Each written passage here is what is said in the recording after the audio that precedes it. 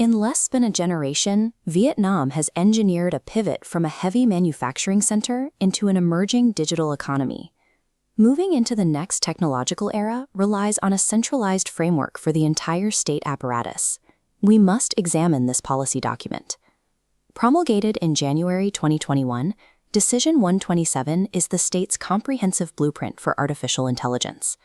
The text establishes a specific quantitative marker. By 2030, Vietnam intends to secure a position among the top 4 ASEAN nations for AI innovation. This decree establishes a mandatory schedule holding the state apparatus to specific quotas by the end of the decade. Achieving a regional leap of this magnitude in under 10 years requires heavy, systemic engineering, far beyond simply allocating capital.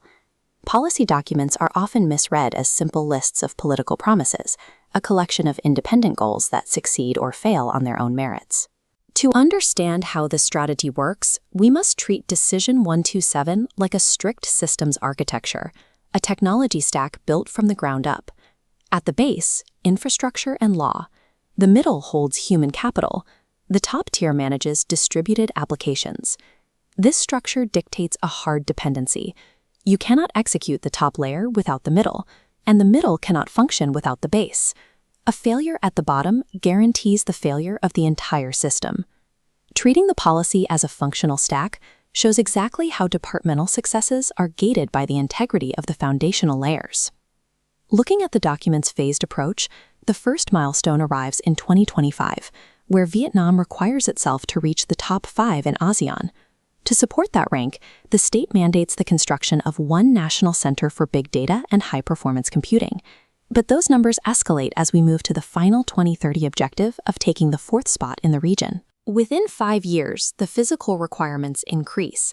The strategy demands 3 national computing centers and the formation of 50 interlinked open datasets. Tripling a nation's core data infrastructure in a 5-year window introduces immense operational friction. Land must be allocated, cooling systems built, and massive silicon orders secured. Tripling the national data center count in 5 years requires a construction cycle that allows for zero slippage in the timeline. That brings us to layer 1 of the national stack. This is the bedrock that must exist before a single line of commercial AI code is written. The immediate hurdle isn't processing power, it's the law. Strict legacy regulations surrounding privacy block the experimental data sharing that AI training requires. To solve this, the document tasks the Ministry of Information and Communications with building a regulatory sandbox. This sandbox carves out a legally shielded zone. It allows developers to test open data sharing protocols without violating existing privacy statutes. Once the legal space is cleared, the state has to solve for the physical space. Training language models and predictive algorithms requires an immense volume of server hardware.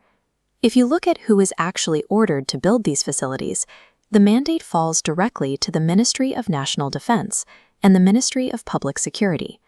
Relying on national security apparatuses, rather than civilian tech agencies, reveals the state's view of high-performance computing centers as fortified, critical national assets. True AI scale is impossible without establishing both these literal hardware facilities and legal safe zones as absolute prerequisites. But legal servers sit idle without the engineers to operate them.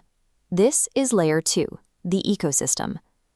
The state is expanding the talent pool to meet this surge in compute power, retasking the existing workforce through state-led education. The Ministry of Education and Training is instructed to inject STEAM programs and short-term data science upskilling across the population. Alongside this, the state must stand up 3 distinct national AI innovation centers designed to absorb and utilize this newly trained talent pool. Transitioning a workforce accustomed to traditional manufacturing into advanced data engineering roles within a single decade is extremely difficult. Human capital development acts as a strict bottleneck. It is the only mechanism that can translate raw computing power into functional software.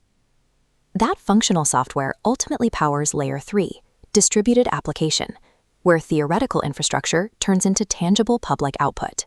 Rather than isolating artificial intelligence within a single specialized tech bureau, Vietnam is forcing it into every legacy institution simultaneously. We see this clearly in the financial sector's requirements. The state bank is explicitly directed to implement AI systems for complex credit scoring and automated fraud prediction. Move over to agriculture, and the strategy demands a complete shift from traditional farming practices to data-driven oversight. The Ministry of Agriculture must deploy computer vision and Internet of Things sensors to automate crop transparency and monitor the supply chain.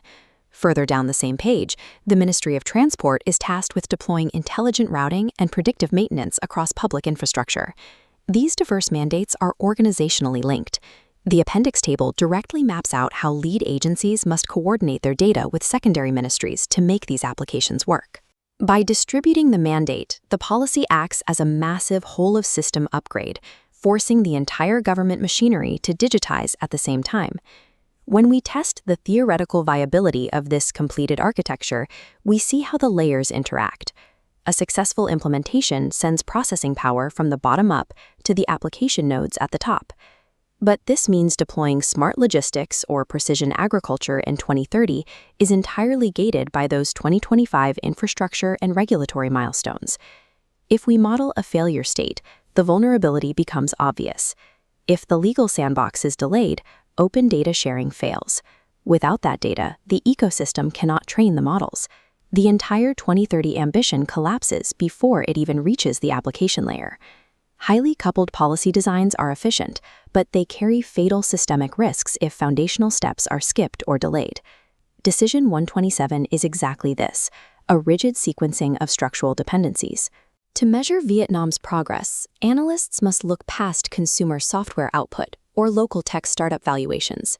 The strategy's success is tied to the prerequisites at the very bottom of the stack.